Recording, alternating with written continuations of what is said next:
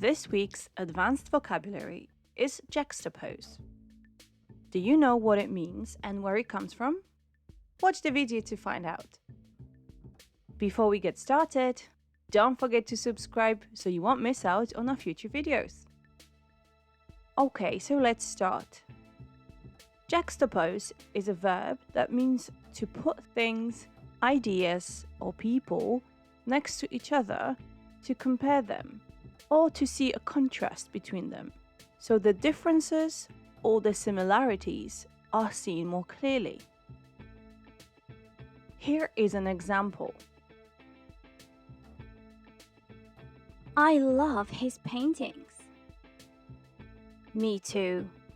And I really like the way the gallery juxtaposed the paintings from his early life with the ones from when he was older. Let's now have a look at where the word comes from.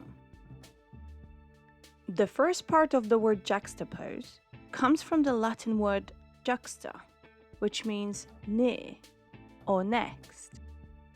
And the latter part of the word pose means to position or to place and comes from the French word poser.